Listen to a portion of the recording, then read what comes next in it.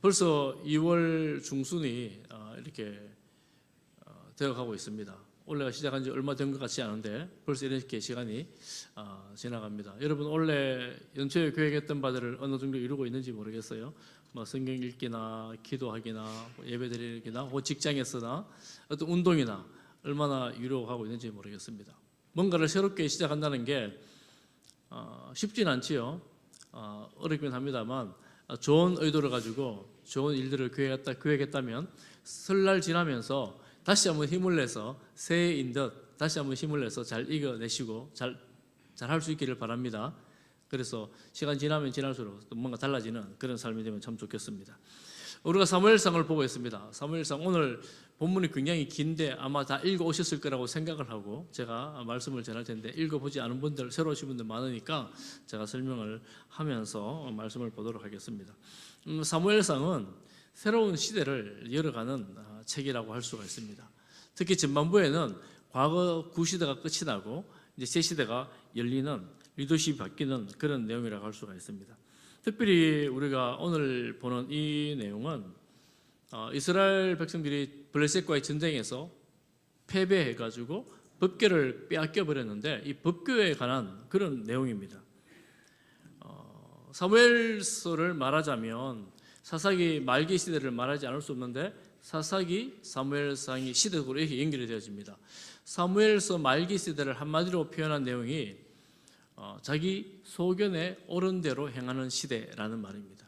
자기 생각과 자기 뜻과 자기 고집대로 행하는 시대였습니다. 마지막 전쟁에서 보면 이 법궤조차도 자기 마음대로 하나님께 물어보지도 않고 마음대로 가져왔다가 빼앗겨버리죠. 이런 내용들은 하나님조차도 내 마음대로 이용하겠다라는 그런 시대였습니다. 자기 자신, 주변, 심지어는 하나님조차도 내 뜻대로 해보겠다라고 이렇게 생각하는 그 시대에 하나님께서 이 법궤, 하나님의 임재의 상징인 법궤를 통해서 일하시는 내용이 오늘 내용인데요. 법궤는 사실은 뭐 대단하지 않습니다. 모양으로 보면요, 한 1m, 길이가 한 1.2m 정도가 되고 높이와 너비가 한 70cm 정도 되는 나무로 만든 궤입니다. 나무 상자예요. 그러니까 그다지 크지도 않잖아요. 그다지 크지도 않지만 하여튼 그 나무 상자인데 우리나라로 보면 시띠 나무라고 나오는데 아카시아 나무를 말합니다. 아카시아 나무로 만든 상자고 그 상자 안팎으로는 금 바글을 다 박아서 보면 다 안이나 밖이나 다 금입니다. 뚜껑까지 다 금으로 보인 그런 궤입니다. 뚜껑에는 천사가 서로 마주보면서 이게 법궤를 덮고 있는 그런 형상을 하고 있습니다. 그 안에는, 법궤 안에는 뭐가 있을까요? 법궤 안에는 아론의 상간지팡이가 있고 만나를 담은 항아리가 있고 십계명 돌판이 들어있다고 알려져 있었죠. 그래서 이 법궤 때문에 영화도 많이 만들었습니다. 법궤를 주제로 한 영화가 아주 많습니다. 그 당시에는 그런 것들이 있었겠지요. 뭐 그 이후 사라진 다음에는 잘 알지를 못합니다. 하나님의 임재의 상징이 되는 것입니다. 이스라엘과의 전쟁에서 대승한 블레셋은 이 법궤를 빼앗아 가지고 가서 그들이 신을 숨기는 다곤, 그들의 신은 다곤인데 다곤 신상에 누워 두었습니다. 사람들이 생각할 때 실로, 사사시대의 수도였던 실로는 아마 이 전쟁에서 불탔을 것이다라고 생각을 합니다. 그런데 법궤를 둔 다곤 신상에 여러분 주일학교에서 많이 배운 것처럼 놀라운 일이 일어납니다. 정말 기이한 일이 일어납니다. 여러분 법궤를 둔 성막은 요즘 말로 하면 텐트입니다. 천막입니다. 그런데 천막을 약 400년 동안 유지 보수하면서 놔뒀다고 생각해 보세요. 그게 뭐 되게 좋은 재료들로 최고의 재료들로 사용했다 해도 400년을 유지 보수하고 있다고 생각했다면 얼마나 낡았겠습니까? 사사시대를 400년으로 봅니다. 그러니까 출애굽 때 시내산에서 만든 그 성막, 그 성막 안에 있는 법궤, 그게 400년이 지났습니다. 그런데 이스라엘 땅에 있을 때는 초라한 천막, 성막 안에 있던 그것들을 보기에는 그렇다는 거예요. 이 법궤가 지금은 다곤 신전에 들어와 있습니다. 다곤 신전은 블레셋이 섬기는 다곤 신인데 블레셋은 그 팔레스타인 지역 전체에서 철기를 가장 먼저 사용했던 문명입니다. 무기도 철기 문명이었고 모든 게 철기 문명이었습니다. 그러니 철기를 사용하지 않던 청동기를 사용하던 다른 민족들이 얼마나 힘들었겠습니까? 그래서 이 블레셋이 가장 강력한 이스라엘의 대적이었습니다. 그러니 철기를 사용했다는 말은 문명도 그만큼 발달했다는 말이고, 문명이 발달했다는 말은 그들이 살던 집, 성, 궁궐, 신전도 대단했다 하는 것을 상상할 수 있습니다. 여러분 로마나 그리스나 여행을 다녀보면 여러분 지금 우리가 남아있는 유적들이 뭡니까? 뭘 볼 수 있습니까? 궁궐, 성곽, 그리고 또 한 가지가 신전 많잖아요. 그러니 다곤 신전을 생각해 보면 이 초라한 성막과는 비교할 수 없을 만큼의 웅장함과 화려함이 있었을 거예요. 하나님의 법궤가 그 다곤 신전 안에 들어가 있는 겁니다. 그러면 하나님의 법궤가 초라한 데 있는 것보다 이 화려하고 웅장한 신전에 있는 게 더 좋지 않은가라고 생각해 볼 수 있겠지만, 고대 근동의 전쟁은 땅에서는 각 민족과 나라 간 전쟁이지만 하늘에서는 신들의 전쟁이라고 생각했습니다. 그래서 이 패배국의 신을 상징하는 어떤 상징물을 그의 신전에 둔다는 것은 우리는 승리한 나라다, 우리 신이 승리했다, 너네는 졌다, 패전국이다 라는 것을 보여주는, 조롱하는 그런 행위라고 볼 수가 있습니다. 그러니 다곤 신이 승리했고 하나님은 패배했다라는 것을 보여주는 거예요. 그런데 놀랍게도 어떤 일이 일어나느냐 하면, 다음 날 보니까 다곤 신이 법궤 앞에 엎드러져 있는 거예요.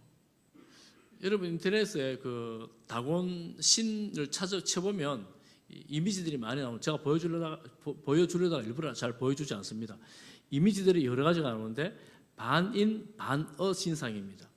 아래는 물고기 모양이고, 그러니까 인어 같네요. 위로는 사람의 모양입니다. 머리가 있고 손발이 있고 물고기 모양이에요. 그런 신상입니다. 여러분 신상이 잘 넘어지도록 하겠습니까? 그 신상이 넘어져서 법궤 앞에 엎드러져 법궤를 경배하는 모양이 되어 있는 거예요. 다음날 들어가 본 제사장들이 얼마나 놀랐겠습니까? 세상에 어찌 이런 일이, 깜짝 놀라가지고 이 신상을 다시 제대로 세워둡니다. 그 다음 날은 더 놀라운 일이 일어났습니다. 다곤 신의 목이 부러져 머리가 떨어져 있고 양 손목이 떨어져 문지방에 있는 거예요. 이게 도대체 무슨 일인가? 이것 때문에 새로운 풍습이 생겼어요. 다곤 신전에 들어가는 사람들은 문지방을 밟지 말라, 이런 풍습이 생겼습니다. 문지방을 밟지 말라는 것은 조심해서 들어가라, 이런 의미입니다. 우상이 무너져 목이 끊어졌어요. 죽었다는 말이죠. 우상의 손이 떨어졌습니다. 이 말에는 여러 가지 의미가 있는데, 손은 우상에게 있어서, 신에게 있어서 손은 권능을 말합니다. 그 신의 주의를 말합니다. 권능과 이 주의가 땅바닥에 떨어진 거예요. 그리고 그 당시에 전쟁 포로들은, 과거 우리나라에도 있었다 그러죠, 신체의 일부를 베는 그런 풍습이 있었다고 합니다. 과거 고대에 그런 풍습이 많이 있었죠. 뭐 귀나 코도 베기도 하고, 하여튼 뭐 그런 것들이 있었어요. 손목을 베버린 거예요. 그래서 이 다곤 신이 엎드러져고 목이 베인 채로 이 법궤 앞에 엎드려 있는 것입니다. 너무나 놀라운 일이잖아요. 여러분 5장 6절을 한번 보십시오. 5장 6절에 보면 이렇게 말합니다. 여호와의 손이 아스돗 사람에게 엄중히 더하사, 이렇게 말하죠. 법궤에는 손이 없습니다. 그리고 다곤은 손이 있습니다. 하나님의 손이 없는데 하나님의 손이 아스돗 사람에게 엄중이라는 말을 여러분 기억하십시오. 카보드 혹은 카바드라는 말입니다. 지난주에 본 말이에요.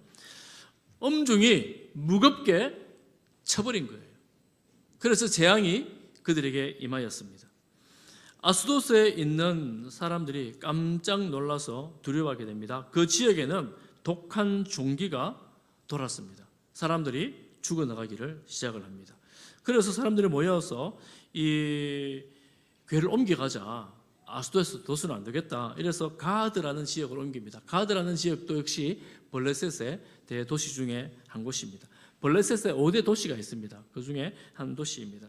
그런데 그곳에서 원래는 옮겨놨더니만 그건 역시 사람들이 종기로 죽어나가게 됩니다. 사람들이 어쨌거나 이렇게 말합니다. 7절을 보면 그의 손이 우리의 신 다곤을 친다 하고 아우성을 치고 있다는 거예요. 하나님의 손이 다곤 신을 치고 있다는 겁니다. 옮겨갔는데 그곳에도 난리가 납니다. 사람들이 죽어나가고 있는 겁니다. 독종으로, 전염병으로 죽어나가고 있는 겁니다. 그래서 사람 다시 결정을 합니다. 에그론으로 옮기자. 에그론 역시 블레셋의 한 도시입니다. 에그론에서는 옮겨오지도 않았는데 난리가 났습니다. 왜 우리 도시를 멸망시키려고 하느냐. 말도 안 된다. 데려오지 마라. 이렇게 된 겁니다. 11절 하반절, 여러분 11절 하반절을 한번 보십시오. 거기서 하나님의 손이 엄중하심으로, 엄중, 가바드, 무겁다라는 뜻입니다. 하나님의 손이 또 무겁게 치셨다라는 겁니다. 그래서 독한 종기가 그들에게 임하게 되었습니다.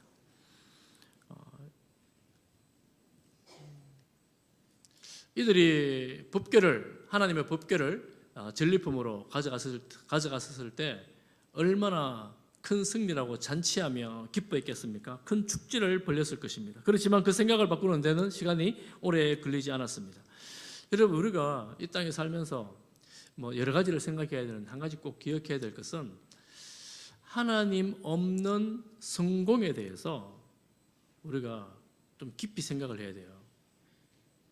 하나님 없는 승리에 대해서 우리가 생각을 좀 해야 합니다.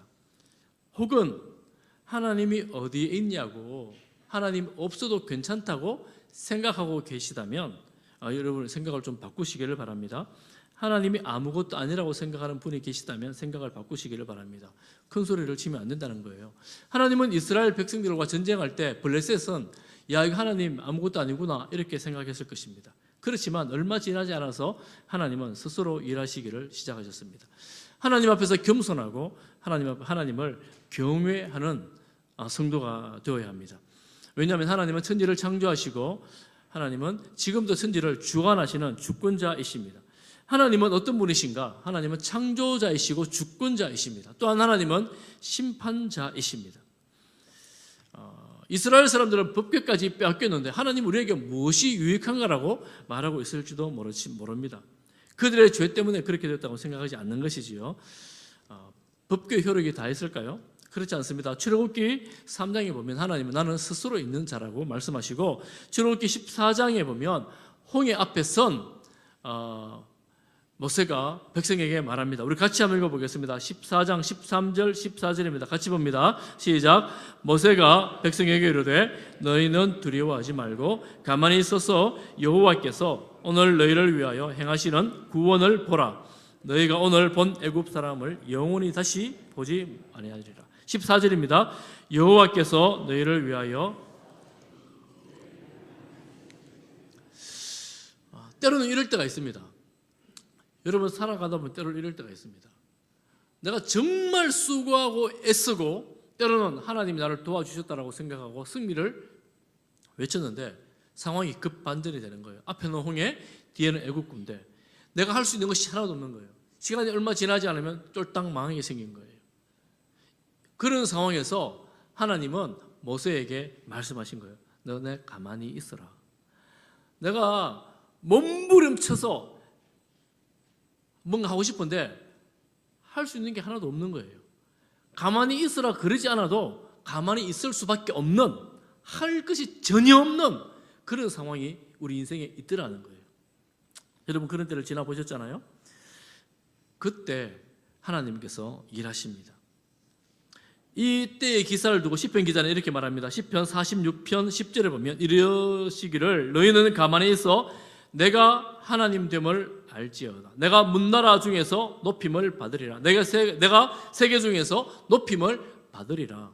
하나님께서 하나님 되심을 하나님 스스로 나타내 보여주시는 것입니다. 하나님의 영광을 하나님께서 잃지 않으시고 하나님의 영광을 하나님 스스로 드러내 보여주시는 것입니다. 하나님께서 이스라엘을 사실 심판하신 것이죠. 그리고 하나님께서 블레셋을 심판하고 계시는 것입니다. 하나님의 영광이라는 말, 하나님의 하나님 되심이라고 말씀을 드렸죠. 하나님의 하나님 되심을 재앙을 통해서, 심판을 통해서 나타내고 계십니다. 우리가 믿는 하나님이 그런 분이십니다. 여러분, 하나님의 임재는 우리가 그토록 사모하며 기도하는 것이잖아요. 하나님 함께하여 주옵소서. 여러분 그렇게 기도하시잖아요. 오늘도 아마 여러분 그렇게 기도하셨을 거예요. 아침에 눈 떠서 일어나실 때, 저녁에도 기도하시잖아요. 하나님 함께하여 주옵소서. 여러분, 하나님 함께하면 얼마나 좋겠어요. 하나님의 그 능력으로, 하나님의 그 은혜와 하나님의 그 도우심으로 살아가는 것 얼마나 좋은 일입니까? 얼마나 영광스러운 일입니까? 그런데 여러분 꼭 기억하십시오. 하나님의 함께하시면은 하나님 앞에서 범죄와 죄악이 함께하지 못합니다. 제가 지난주에도 말씀을 드렸죠. 우리가 하나님의 그 영광 앞에서 벌벌 떨어야 되는 이유는 우리 모두가 죄인이기 때문에 그렇습니다. 그래서 예수 그리스도의 은혜와 긍휼하심이 아니고서는, 그 십자가 보혈의 능력이 아니고서는 하나님 임재 앞에 아무도 설 자가 없습니다. 그러므로 주님의 이름으로, 주님의 능력으로 하나님 임재를 사모하는 거예요. 하나님 임재를 기대하는 것입니다. 그 자리에 하나님의 영광이 나타나게 됩니다. 그래서 심판과 구원이 동시에 일어나는 그 자리가 되는 것입니다. 그 자리에 이스라엘과의 전쟁에서, 이 다곤의 신전에서, 블레셋의 도시에서 이런 일들이 일어나고 있었던 것입니다.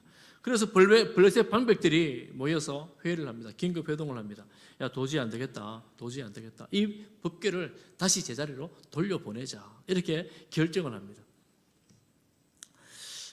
결정을 하는데 어떤 방법으로 돌려보낼지를 모르니 그 당시에 블레셋 다곤의 제사장들, 점성가들, 복술자들, 소위 신학자들을 불러 모아놓고 이 법궤를 어떻게 돌려보내면 되겠느냐라고 회의를 합니다.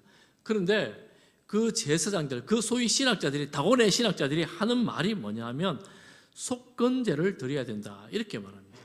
속건제는 속죄제의 일종입니다. 내 죄를 용서함 받기 위해서 드리는 제사입니다. 그러니 이들이 하나님을 섬기는 사람이 아님에도 불구하고 우리가 하나님께 죄를 지었기 때문에 하나님께 죄를 씻는 제사를 드려야 된다, 이런 의미입니다. 제사의 방식도 다 다릅니다. 그래서 속건 제물을 드려야 된다고 말하면서, 속건 제물은 금으로 만들어야 되고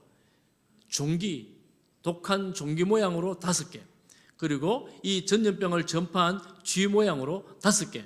왜 5개냐 하면 그 블레셋 땅에 큰 도시가 5개가 있었는데 그 5 지도자를 상징하는, 너네들이 잘못했으니까 너희들이 상징한 5개를 만들어서 돌려보내야 된다, 이렇게 말하는 겁니다. 여러분 6장 5절을 보십시오. 6장 5절 보면 이렇게 말하죠. 우리 같이 한번 읽어볼까요? 6장 5절입니다. 시작. 그러므로 너희는 너희의 독한 종기의 형상과 땅을 해롭게 하는 쥐의 형상을 만들어 이스라엘 신께 영광을 돌리라. 그가 혹 그의 손을 너희와 너희의 신들과 너희 땅에서 가볍게 하실까 하노라. 여러분, 참 하나님의 말씀이 너무너무 놀랍습니다. 정말 놀라운데요. 하나님을 모르는 이방인을 섬기는 제사장들이 뭐라고 말합니까? 이스라엘 신께 영광을 돌리라. 5개를 만들고 금으로 만들어서, 최고로 만들어서 하나님께 영광을 돌리라, 이렇게 말합니다. 여러분, 하나님의 백성들, 이스라엘 백성들이 법궤를 가져올 때 하나님의 영광 생각하지 않았어요. 하나님의 뜻 묻지도 않습니다. 그저 우리는 이 법궤만 있으면 우리가 승리하는 거야. 법궤가 그냥 하나님이라 생각하고 우상 섬기도 섬긴 거예요. 그런데 우상 섬기는 이들이 하나님의 영광을 생각하고 하나님께서 벌하신 벌의 내용을 보면서 두려워하고 있는 거예요. 6장 5절 말씀을 꼼꼼히 보면 이렇게 말하죠. 너희 땅에서 가볍게 하실 것이다. 그의 손이 나오죠. 하나님의 손을 말합니다. 너희와 너희의 신들과 너희 땅에서 가볍게 하실까 하노라. 조금 전에 본 엄중하다는 말, 무겁다는 말, 하나님의 손이 무겁게 쳤어요. 가봐도 무엇입니까? 영광이라고 했죠. 하나님의 영광이 그 땅에 임했는데 이렇게 하면 그 무거운 손이 가벼워진다는 거예요. 가볍게 할 거라는 겁니다. 여러분 이렇게 성경을 조금 깊이 보면 성경 자체가 얼마나 아름다운 말씀인지 몰라요. 그 무거운 그 손에 하나님의 손을 가볍게 해줄 수 있는 제사, 그렇게 돌려보내는 속건제라는 겁니다. 이때까지 하나님의 손에 맞았으니 이제 그만 맞자는 겁니다. 이제는 하나님께 돌려보내줘야 된다는 겁니다. 그러면서 하는 말이 6절을 보면 애굽인과 바로가 그들의 마음을 완악하게 한 것처럼 그렇게 하지 말라는 거예요. 빨리 돌려보내라는 거예요. 바로가 얼마나 완악했습니까? 10가지 재앙을 맞을 때까지 버텼잖아요. 완악하다는 거예요. 여러분, 근데 더 좀 생각해 보는 것은 지금 이 다곤 신의 제사장들이 애굽에서 일어났던 일을 기억하잖아요. 역사적으로 보면 사사시대가 400년입니다. 여러분, 400년 전에 하나님께서 애굽인들에게 행했던 그 역사를 소환해 불러내는 거예요. 여러분, 이건 너무 대단한 일 아닙니까? 요즘 우리나라로 치면 어떻습니까? 우리나라 400년 전에 무슨 일이 있었던가요? 정확히 잘은 몰라도 요즘 예를 들면 이런 거하고 비슷합니다. 일본이 우리나라 공격하려고 하면 일본 사람 중에서 누가 야, 그 나라 이수신 장군이 있어가 공격하면 안 돼, 이런 거하고 비슷한 거예요. 여러분, 400년 전에 하나님을 기억하면서 그들이 하나님을 두려워하고 있는 거예요. 하나님이 이스라엘 백성들에게는 그저 추억거리인데 이들에게는 실제하신 살아계신, 지금도 살아계신 그런 하나님이었습니다. 정말 놀랍지 않습니까? 이스라엘 백성들이 아니에요. 이방인을 섬기는 자들입니다. 그가 이렇게 말하고 있습니다.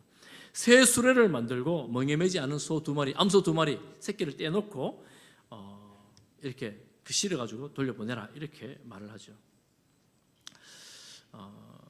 이 말은 어떻게 말하면 이렇게 생각할 수가 있습니다.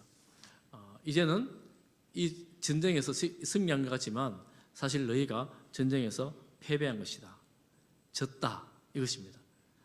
하나님, 우리가 졌습니다. 이 선언을 속건제와 이 새로운 술의 제물을 통해서 돌려보내는 과정입니다. 하나님 승리했다는 거예요. 하나님이 이겼다는 것입니다. 세상에서 우리가 큰 소리 치면서 승리했다고, 성공했다라고 말하는 것이 과연 하나님 앞에서 무슨 의미가 있는가를 우리가 곰곰이 생각해 봐야 할 여지가 있는 거죠. 왜 여러분 이 이야기를 너무 잘 아시잖아요. 주일학 때부터 이 이야기를 많이 들었잖아요. 새 수레를 쓰는 것은 혹시나 다른 부정한 것이 여기에 관여할까 싶어서 새로 만든 수레. 젖된 소는 가다가 애기 새끼 소를 돌아보면서 제대로 안 가면 이거는 우연인 거고, 제대로 고든 길로 가면 하나님의 손이다 하는 것을 이 블레셋 사람들이 확증하겠다는 거예요. 끝까지 한번 재보는 거예요. 과연 정말 하나님이 하셨는가 아니면 우연인가를 재보는 겁니다. 그런데 우리가 아는 것처럼 이 소들이 베스메스, 블레셋에서 이스라엘 올라가는 가장 가까운 길이 이 베스메스로 가는 길입니다. 대로에 딱 올려놨더니만 이 어미소 2마리가 그 큰 눈에 눈물을 걸성걸성 흘리면서 울면서 올라가는데 돌아보지도 않고 직진해서 계속 가는 거예요. 이 블레셋의 방백들이, 지도자들이 따라갑니다. 국경까지. 얘가 정말로 끝까지 이렇게 가나? 따라갑니다. 따라가 보니까 끝까지 돌아보지 않고 울면서 그 길을 가는 거예요. 새끼 떼놓고 왔는데도. 누가 한 겁니까? 하나님이 하셨구나. 하나님이 하셨구나. 여러분, 우리가 신앙생활 하면서 우리의 승리 때 혹은 우리의 어떤 실패 때에 하나님을 생각하는 것, 그런 의미가 있습니다. 하나님께서 이 일을 통해서 어떤 일을 하기를 원하실까? 하나님 중심으로 생각하는 거예요. 가끔 이런 생각하잖아요. 그저 우연이겠지. 그저 저절로 된 거지 뭐. 내가 얼마나 열심히 했는데 내가 이 정도 했으면 이 정도 당연한 거 아닌가? 이런 생각 가끔 하잖아요. 때로는 내가 아무리 열심히 해도 내가 정말 열심히 살았는데 아무것도 남는 게 없어요. 넌 내 인생은 왜 이런가? 내 인생은 왜 이런가? 이런저런 생각으로 승리되든 실패되든 하나님이 내 인생에 개입하셨다, 이런 생각을 하는 거예요. 여러분 꼭 생각하십시오. 승리 때는 하나님께서 나를 도우셨구나. 실패 때는 하나님 내게 하시는 말씀이 무엇인가? 내가 과연 하나님 앞에 있는가를 돌아보는 것입니다. 사랑하는 성도 여러분, 하나님 중심의 삶을 살아가기를 축복합니다. 다시 말씀드립니다. 하나님 중심으로 살아가시기를 축복합니다. 이것이 곧 생명의 길이고 구원의 길이고 우리가 이 땅에 살아갈 수 있는 유일한 길입니다. 하나님께서 이 재앙을 통해서도 하나님의 영광을 그 땅에 드러내셨다면 이 짐승들을 통해서도 하나님의 영광을 드러내신 것입니다. 하나님께서 이스라엘 백성들을 통하여 영광을 받으셔야 되는데 이스라엘 백성들이 하나님을 무시하고 하나님을 교행히 하지 않으니 이 대적들을 통해서 짐승을 통해서 다른 환경들을 통해서 하나님의 영광을 이 땅 가운데 선포하고 계시는 거예요. 그 하나님은 400년 전의 역사뿐만 아니라 이 사건은 지금으로 보자면 약 3,000년 더 전의 사건입니다. 3,000년 전에 그 사건을 통해서 역사하시는 하나님, 오늘날도 역사하시는 하나님을 우리가 믿습니다. 그때나 지금이나 영원토록 동일하신 하나님이심을 우리가 믿습니다. 이 믿음으로 하나님을 바라볼 때에 하나님을 우리가 경외하고 예배해야 될 대상이구나 하는 것을 깨닫게 됩니다. 여러분, 이방인 앞에서만 그럴까요? 그렇지 않습니다. 이 교회가 베스메스에서 돌아왔습니다. 베스메스에 돌아와 보니까 사람들이 너무 기쁘고 좋았습니다. 얼마나 놀랐겠습니까? 그래서 사람들이 짐승을 잡고 그 수레를 불태워서 제물을 드려 제사를 올려드립니다. 하나님께 제사를 올려드립니다. 그리고 남은 게 이제 이 괴와 뭐 그런 것만 남았잖아요. 이 사람들이, 베스메스 사람들이 너무 궁금한 거예요.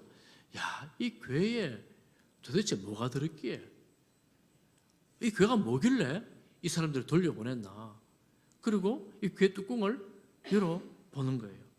그때 여러분 놀라운 일이 일어났습니다. 이 일 때문에 많은 사람들이 생명을 잃습니다. 두렵잖아요. 아니, 이 법궤 열어본 게 뭐 대단한 일이라고 생명을 잃는가?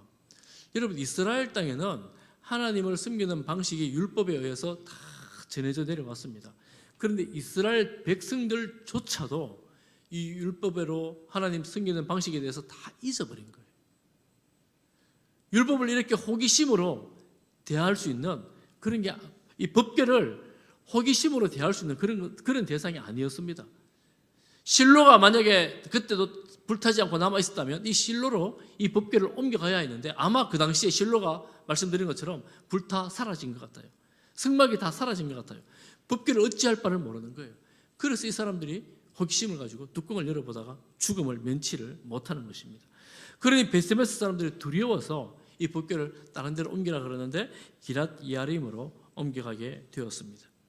기랏 이아림으로 옮겨가니까 역시나 사람들이 두려워하죠. 두려워할 때에 한 집 아비나답의 집에 데려다 놓고 아들을 세우고 정해놓고 이 법궤를 돌보게라는 말보다 지키게 하였습니다. 20년 동안 그 땅에 있으면서 백성들이 이 법궤로 인하여 하나님을 사모하게 되었다, 이렇게 말씀을 합니다. 사랑하는 성도 여러분, 우리가 하나님을 섬기는 하나님의 자녀들, 하나님의 백성들입니다. 이 법궤라는 이 형식이 너무너무 중요하지만 법궤 자체가 하나님이 될 수는 없습니다. 그럼에도 불구하고 하나님은 이 법궤를 통하여 하나님 되심을 이 세상 가운데 선포해 보여주셨습니다. 여러분, 지난 명절을 지나면서 아마 집에서 예배를 드렸을 거예요. 여러분, 예배 드릴 때 어떤 마음으로 예배를 드리셨나요? 세상에 어떤 신보다 위대하신 하나님, 비교할 수 없죠. 이 비교한다는 말 자체가 너무나 하나님의 이름을 망령되이 일컫는 것 같은데요. 세상에 없는, 세상에서 볼 수 없는 하나님, 능력의 하나님, 창조의 하나님, 전능하신 하나님을 우리가 예배하고 섬깁니다. 여러분, 꼭 기억해야 됩니다. 그저 내가 잘 되려고 하는 그런 게 아니라 가장 근본적인 예배의 이유는 내가 피조물로서 창조주를 경배하며 경외하며 섬기는 것입니다. 그 하나님께서 우리의 찬양과 경배를 받으시기에 가장 합당하신 분입니다. 그래서 우리가 감사함으로 예배를 드립니다. 그래서 오늘 여러분 이 예배 자리에 나오신 분들 너무너무 잘 나오셨어요. 여러분 평생에 하나님을 예배하는, 하나님께 예배드리는 그런 삶을 살아갈 수 있기를 간절히 소망합니다. 하나님 아버지께서 우리를 붙드실 때 우리가 하나님을 이용하지 않아도 하나님께서 우리의 필요를 아시고 우리의 필요를 아뢰어 드릴 때에 하나님께서 우리를 긍휼히 여기시고 불쌍히 여기사 우리의 필요를 채워주시고 은혜로 함께 하십니다. 그래서 우리는 하나님을 경외하는 것이 지혜의 근본이라는 주님의 말씀을 쫓아 하나님을 경외하며 하나님 앞에 살아가는 것입니다. 여러분, 그런 마음으로 어제 예배를 드리셨나요? 우리 가정에 제일 중요한 건 예배야 이러면서 부모님을 자녀를 다 불러 모아놓고 예배를 드리는 거예요. 그때 자녀들이 그렇지 아버지 어머님 신앙을 본받아서 우리도 평생 예배자로 살겠습니다 이런 마음을 가져야죠. 아마 여러분 자녀들이 그렇게 되었을 것입니다. 어제 저도 예배를 드렸어요. 저는 우리 부모님이 돌아가셔가지고 처가에 가서 예배를 드렸습니다. 예배를 드렸는데 예배를 드리기 전에 우리 부모님들 두 분, 아버님, 어머님, 내가 어떻게 예수님을 믿게 되었는지 하나님을 만나게 된 이 말씀들을 나누고 하나님을 믿으면서 어떻게 살아갔는지를 짧게 나누었습니다. 그리고 제 처남 장남은 아버지 말씀을 받아서 아버지만큼의 신앙으로 훌쩍 자란 아름다운 신앙의 고백을 눈물로 했습니다. 그러니 예배 드리기 전에 예배보다 더 큰 은혜가 임하는 것 같더라고요. 하나님께서 한 가정을 사랑하시고 만나주시고 긍휼을 베풀어 주시고 또 온 가족이 함께 모여 어린아이들까지 다 함께 모여 예배 드리는 자리에 할아버지의 눈물 또 아빠의 눈물로 함께 주님 사랑을 고백하고 함께 예배 드릴 때 큰 감격이 있었습니다. 저는 우리 성도들 가정마다 하나님의 은혜와 하나님의 긍휼하심, 하나님의 도우심, 하나님의 크신 사랑이 입술로 고백되어지고 또 함께 나눌 때에 그 은혜가 여러분 가정에 믿음의 유산으로 풍성하게 될 줄을 믿습니다. 사랑하는 성도 여러분, 우리 어르신들 많잖아요.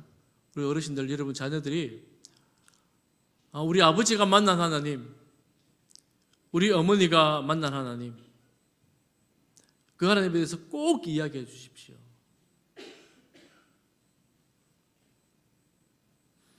여러분 신앙에 부정적인 요소들이 있잖아요. 부정적인 있나? 긍정만 있죠. 신앙생활 하다 보면 좋지 않았던 경험들이 여러분이 있지 않습니까? 여러분 그런 이야기들을 자녀들에게 자꾸 해가지고 자녀들이 마음 상하는 것보다 하나님 떠나는 것보다 오히려 주님 앞에서 기뻐했던 일, 주님 앞에서 즐거웠던 일, 주님께 감사했던 일, 하나님께서 내게 베풀어 주신 그런 은혜, 그런 사랑을 자녀들에게 나누면서 자녀들이 나보다 하나님을 더 사랑하고 하나님께 더 나와 예배드리며 홀로 있어도 예배드릴 수 있는 그런 자녀들로 여러분 가족들이 세워지기를 간절히 소망합니다. 그래서 부모님 보시기에 아이고 저 녀석이 나보다 더 나은 믿음으로 살아가는구나, 부모님 보시기에 더 나은 믿음으로 다음 세대의 믿음이 이어지고 있구나 하는 것들을 보여줄 수 있기를 저 역시 바라고 우리 모든 성도님의 가정이 그렇게 되기를 간절히 소망하며 축복합니다.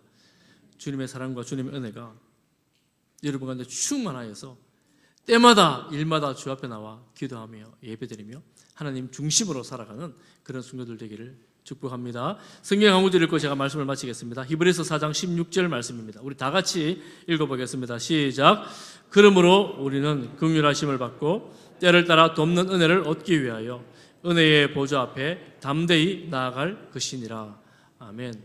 우리 가족들이, 우리 자녀들이 때를 따라 하나님의 은혜를 입기 위해서 은혜의 보좌 앞에 담대히 나가서 기도하고 예배드리고 말씀 묵상하고 또 함께 예배드리고 돌아가서 개인적으로 예배드리는 그런 성도들 가정이 다 되기를 소망하면서 함께 찬양하겠습니다. 다 같이 자리에서 일어나시겠습니다.